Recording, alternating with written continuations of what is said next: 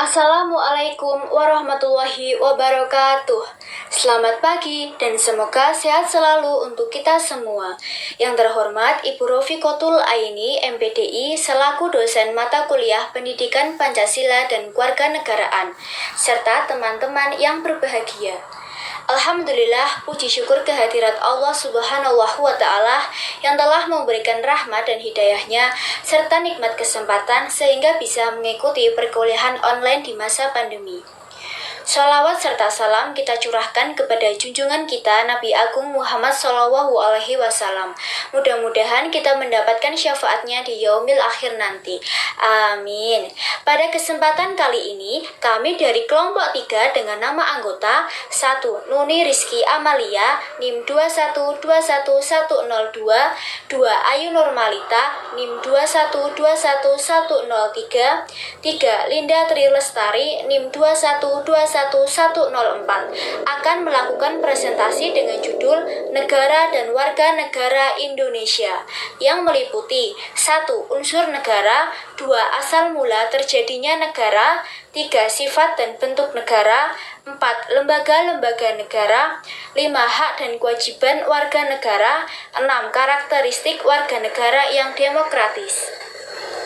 1. Unsur negara. 1. Unsur negara secara tradisional. A. Adanya rakyat, B. Adanya wilayah, C. Adanya pemerintahan. 2. Unsur negara modern. Unsur negara modern ini merupakan salah satu unsur negara terhadap suatu wilayah atau daerah yang akan membentuk negaranya dengan cara memerdekakan dirinya dari penjajahan atau kekuasaan dari negara lain. 3. Unsur negara secara konvensi Montevideo atau konvensi hukum internasional, yaitu A. Harus ada penghuni, maksudnya adanya rakyat, penduduk, warga negara atau bangsa. B. Harus ada wilayah. C. Harus ada kekuasaan tertinggi, penguasa yang berdaulat atau pemerintah yang berdaulat. D. Kesanggupan berhubungan dengan negara-negara lainnya. 2. Asal mula terjadinya negara. Teori asal mula negara. 1. Teori perjanjian masyarakat. Tokohnya Thomas Hobbes, John Locke, G.G. Rousseau mengemukakan bahwa negara didirikan atas dasar kesepakatan para anggota masyarakat. Sebagian besar anggota masyarakat membentuk persatuan terlebih dahulu. Baru kemudian anggota masyarakat tersebut menjadi rakyat suatu negara yang didirikan. Ada 2 model perjanjian masyarakat, yaitu 1. Pactum unions, yaitu perjanjian antara individu dengan individu yang lainnya untuk membentuk negara. 2. Pactum subjection, yaitu perjanjian antara masyarakat politik dengan seseorang yang diserahi kekuasaan untuk memerintah. 2. Teori pengalihan hak. Pengertiannya adalah hak yang diperoleh setelah pihak lain melepas hak atau membiarkan berlakunya hak itu. Teori ini dapat digunakan untuk mengkaji negara monarkis dan negara hasil revolusi. Contoh, Ibn Saud mendirikan Arab Saudi, Malaysia pengalihan hak dari Inggris tahun 1957, Brunei, Bangladesh dari Pakistan, dan Singapura. 3. Teori penaklukan. Negara merupakan resultan positif dari sengketa dan penaklukan. Negara dilahirkan karena pertarungan kekuatan dan yang keluar sebagai pemenang adalah pembentuk negara itu. 4. Teori organis. Tokoh Georges. Teori organis ini adalah menjelaskan tentang asal-usul perkembangan negara mengikuti perkembangan individu. Individu berasal dari sebuah unitas yang disebut sel, sel menjadi organ, sistem, organ seterusnya sampai individu. 5. Teori ketuhanan. Thomas Aquinas. Yahudi masuk ke Kanaan atas dasar Injil Jepang dengan kekaisaran sebagai keturunan Dewa Matahari. Dalam teori ketuhanan ini, para ahli berpendapat bahwa terbentuknya suatu negara seperti Indonesia adalah semuanya karena kehendak Tuhan. Melalui perjuangan panjang, suatu negara seperti melawan penjajah Jepang dan Belanda dan akhirnya merdeka pada tanggal 17 Agustus 1945. Misalnya dalam pembukaan UUD 1945 terdapat kalimat yang berbunyi atas berkat rahmat Allah. 7. Teori metafisis idealis Immanuel Kant berpendapat bahwa negara ada, lahir dan terbentuk karena memang seharusnya ada dengan sendirinya. Maka ketika jumlah manusia semakin banyak dan tidak mengenal peraturan apapun, maka anggotanya menjadi binatang buas yang saling membunuh. Apabila yang satu berani masuk ke dalam lingkungan yang lain, maka the war of all against all. 7. Teori alamiah Aristoteles berpendapat negara terbentuk karena kodrat alamiah manusia. 8. Teori garis kekeluargaan patriarkal dan matriarkal. Teori ini berasal dari Latin patriarkal yang berarti bapak dari keluarga. Demikian pula yang dikemukakan oleh Jean Bodin 1530 sampai 1596. Ia mengemukakan bahwa negara itu berasal dari keluarga. Dengan terjadinya negara, hilanglah kemerdekaan manusia yang asli. Di dalam keluarga, kemerdekaan itu telah diserahkan kepada paterfamilias, kepala keluarga. Dalam negara itu telah diteruskan oleh sang kuasa, yaitu raja. 9. Teori filosofis. Teori yang menganggap bahwa negara terbentuk berdasarkan renungan akan arti sebuah pemerintahan negara, lalu diperhitungkan untuk selayaknya ada. Artinya, keberadaan negara didasarkan pada pencarian kebenaran, kebaikan, dan keindahan suatu pemerintahan yang tidak lepas dari hakikat yang sesungguhnya negara itu. 10. Teori historis. Teori yang menganggap bahwa negara itu memiliki lembaga sosial yang tidak dibuat dengan sengaja, tetapi tumbuh secara evolusioner sesuai dengan kebutuhan situasi dan kondisi ruang dan waktu manusia. Untuk selanjutnya akan dijelaskan oleh Mbak Ayu Normalita. Terima kasih. Baik, selanjutnya saya Ayu Normalita akan memaparkan tentang sifat dan bentuk negara. Yang pertama yaitu sifat negara. Sifat negara terbagi menjadi 3. Yang pertama yaitu sifat mengharuskan atau memaksa. Yang kedua sifat monopoli. Yang ketiga sifat mencakup semua atau menyeluruh. Yang pertama yaitu sifat mengharuskan. Negara mempunyai sifat mengharuskan ialah memiliki kekuasaan dalam menggunakan kekerasan fisik dengan cara legal. Dalam hal ini, hanyalah polisi serta tentara yang memang pada bidang pertahanan serta keamanan. Unsur paksa tersebut bisa dilihat, contohnya pada aturan sistem pembayaran pajak. Sifat yang kedua adalah sifat monopoli. Negara juga memiliki sifat monopoli di dalam mengemukakan tujuan bersama warga masyarakat. Di dalam sifat ini, negara ini bisa untuk memutuskan keberpihakannya atau juga aliran politik tertentu tidak bisa serta dipublikasikan disebabkan berlawanan dengan apa yang sudah menjadi tujuan dari masyarakat. Sifat negara yang ketiga yaitu sifat mencakup semua atau menyeluruh. Negara juga memiliki sifat monopoli di dalam mengemukakan tujuan bersama warga masyarakat.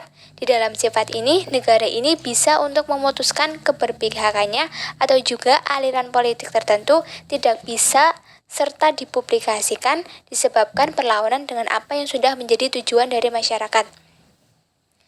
Yang kedua adalah bentuk negara. Bentuk negara dibagi menjadi 2. Yang pertama yaitu negara kesatuan dan yang kedua adalah negara serikat. Negara kesatuan adalah negara yang tersusun tunggal, negara yang hanya berdiri satu negara saja, tidak terdapat negara dalam suatu negara. Dalam pelaksanaan pemerintah daerah di negara kesatuan dapat dilaksanakan dengan 2 alternatif sistem, yaitu sistem desentralisasi dan sistem sentralisasi. Sistem desentralisasi di mana daerah-daerah diberikan keleluasaan dan kekuasaan untuk mengurus rumah tangganya sendiri atau otonomi, dan sistem sentralisasi di mana segala sesuatu urusan dalam negara tersebut langsung diatur dan diurus oleh pemerintah pusat, termasuk segala hal yang menyangkut pemerintahan dan kekuasaan di daerah. Indonesia termasuk ke dalam bentuk negara kesatuan yang berbentuk republik atau lebih dikenal dengan Negara Kesatuan Republik Indonesia atau NKRI. Yang kedua adalah negara serikat. Negara serikat adalah negara yang merupakan gabungan dari beberapa kemudian menjadi negara-negara bagian daripada suatu negara serikat. Yang keempat yaitu lembaga-lembaga negara. Dari segi hierarkinya dapat dibedakan ke dalam 3 lapis. Organ lapis pertama dapat disebut sebagai lembaga tinggi negara, organ lapis kedua disebut sebagai lembaga negara, sedangkan lapis ketiga merupakan lembaga daerah. Organ lapis pertama atau lembaga tinggi negara yaitu yang pertama presiden atau wakil presiden, yang kedua adalah DPR atau Dewan Perwakilan Rakyat, yang ketiga yaitu Dewan Perwakilan Daerah, yang keempat yaitu Majelis Permusyawaratan Rakyat, yang kelima Mahkamah Konstitusi, yang keenam Mahkamah Agung, dan yang ketujuh Badan Pemeriksa Keuangan. Lembaga-lembaga negara sebagai organ konstitusi lapis kedua itu adalah yang pertama Menteri Negara, dua Tentara Nasional Indonesia, yang ketiga Kepolisian Negara, yang keempat Komisi Yudisial, dan kelima Komisi Pemilihan Umum, dan yang terakhir Bank Sentral. Selanjutnya yaitu lembaga-lembaga daerah sebagai lapisan ketiga. Yang pertama yaitu pemerintah daerah provinsi, yang kedua gubernur, yang ketiga DPRD provinsi, yang keempat yaitu pemerintah daerah kabupaten, yang kelima bupati, yang keenam DPRD kabupaten, yang ketujuh pemerintah daerah kota, yang kedelapan wali kota, dan yang kesembilan DPRD kota. Selanjutnya akan disampaikan oleh Mbak Linda. Hak dan kewajiban warga negara. Pengertian hak adalah kuasa untuk menerima atau melakukan sesuatu yang mestinya kita terima atau bisa dikatakan sebagai hal yang selalu kita lakukan dan orang lain tidak boleh merampasnya entah secara paksa atau tidak. Dalam hal kewarganegaraan, hak ini berarti warga negara berhak mendapatkan penghidupan yang layak, jaminan keamanan, perlindungan hukum, dan lain sebagainya. Pengertian kewajiban adalah suatu hal yang wajib kita lakukan demi mendapatkan hak atau wewenang kita. Bisa jadi kewajiban merupakan hal yang harus kita lakukan karena sudah mendapatkan hak, tergantung situasinya. Sebagai warga negara, kita wajib melaksanakan peran sebagai warga negara sesuai kemampuan masing-masing, supaya mendapatkan hak kita sebagai warga negara yang baik.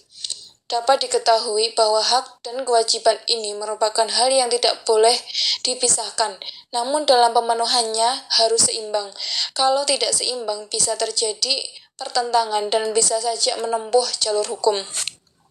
Warga negara merupakan orang-orang yang menjadi bagian dari suatu penduduk yang menjadi unsur negara.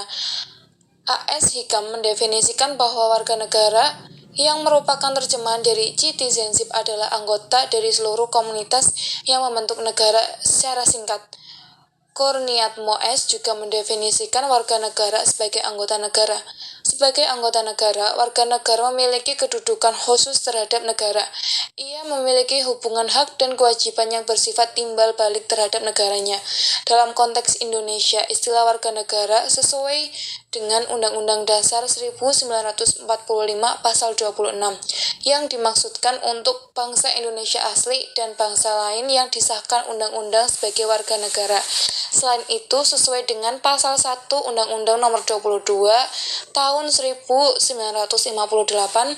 dinyatakan bahwa warga negara Republik Indonesia adalah orang-orang yang berdasarkan perundang-undangan, perjanjian-perjanjian, atau peraturan-peraturan yang berlaku sejak Proklamasi 17 Agustus 1945 sudah menjadi warga negara Republik Indonesia. Dalam Pasal 1 Ayat 1 Undang-Undang Nomor 39 Tahun 1999 tentang Hak Asasi Manusia menyebutkan, hak asasi manusia adalah sebagai perangkat yang melekat pada hakikat dan keberadaan manusia sebagai makhluk Tuhan yang Maha Esa dan merupakan anugerahnya yang wajib dihormati dan dijunjung tinggi dan dilindungi oleh negara, hukum, pemerintah, dan setiap orang demi kehormatan serta perlindungan harkat dan martabat manusia. Dalam pasal 28C ditentukan 1. Setiap orang wajib menghormati hak asasi manusia orang lain dalam tertib kehidupan bermasyarakat, berbangsa, dan bernegara. 2.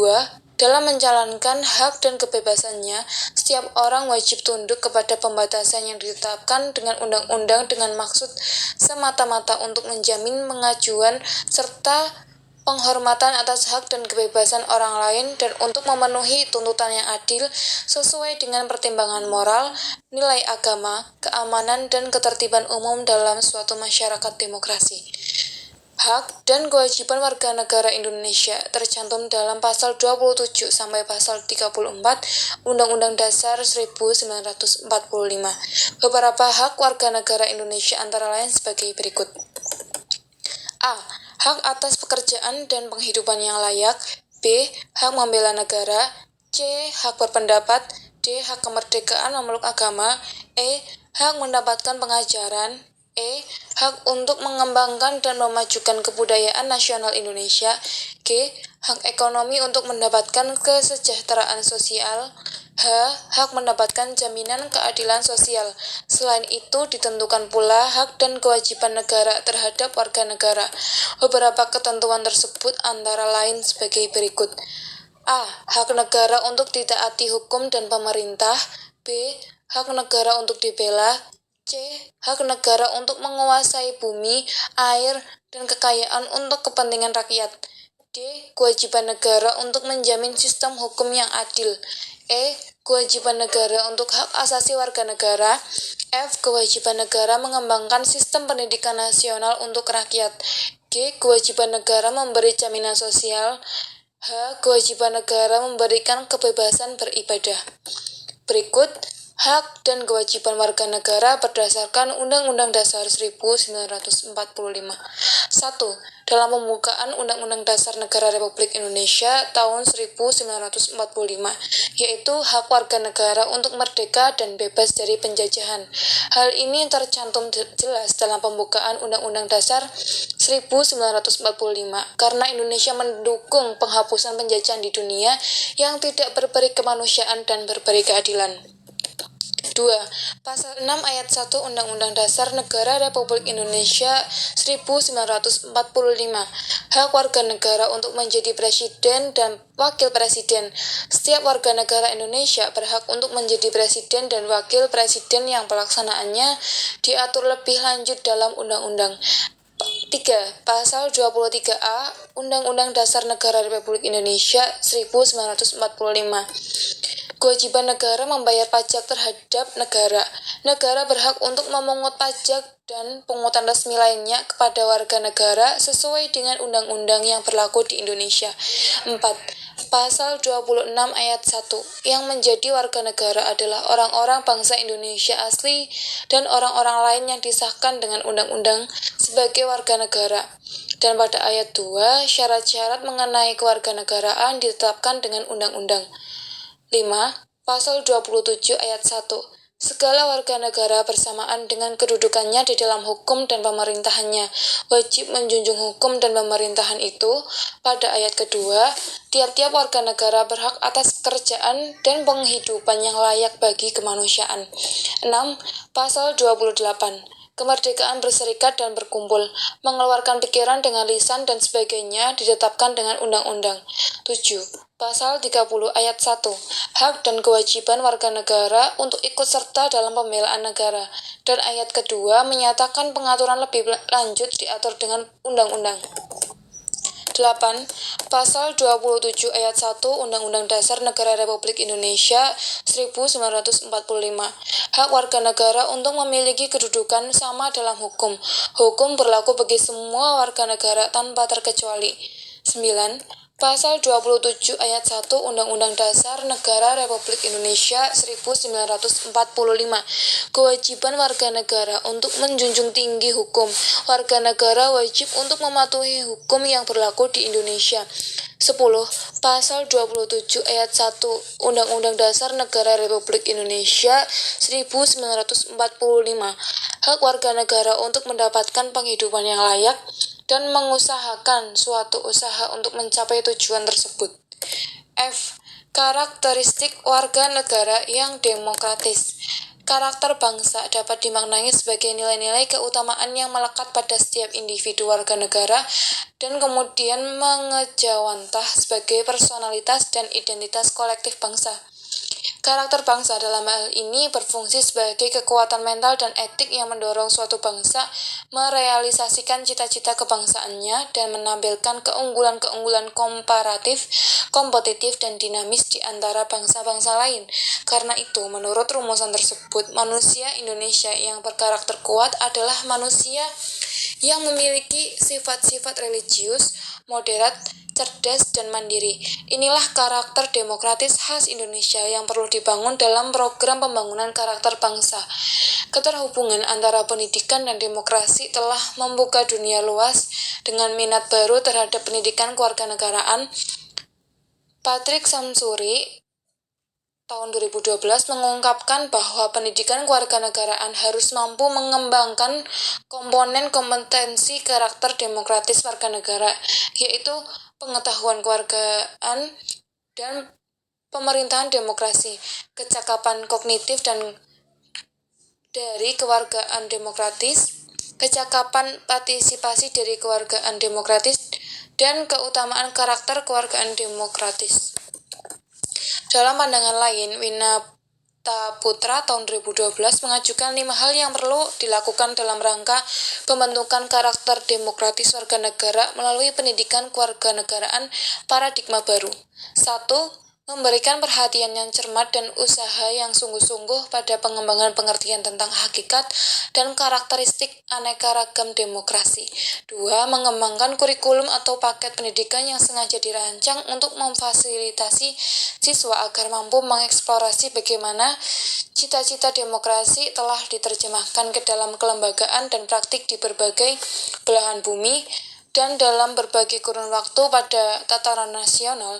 Misalnya dapat dikemukakan pilar-pilar demokrasi konstitusional Indonesia berdasarkan Undang-Undang Dasar 1945, yakni cita-cita, nilai, dan prinsip demokrasi Indonesia yang berlandaskan ketuhanan yang Maha Esa, memberikan jaminan hak asasi manusia berdasarkan kedaulatan rakyat, bertujuan mencerdaskan bangsa, menerapkan prinsip pembagian kekuasaan, pengembangan otonomi daerah, menegakkan rule of law, mengembangkan sistem peradilan yang bebas dan tidak memihak, mengutamakan kesejahteraan rakyat, dan melaksanakan prinsip keadilan.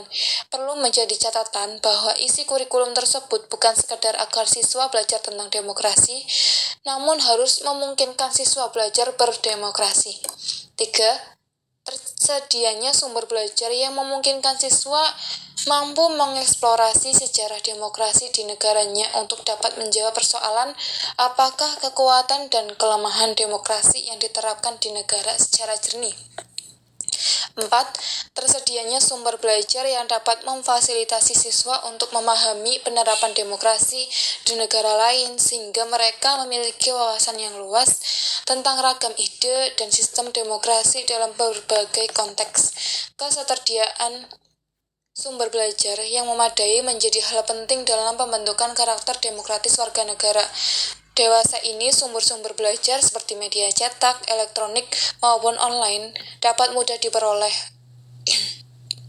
Baik sumber yang sengaja dirancang guru untuk proses pembelajaran maupun sumber yang tidak dirancang tetapi dapat memfasilitasi siswa belajar tentang demokrasi dan belajar berdemokrasi. 5.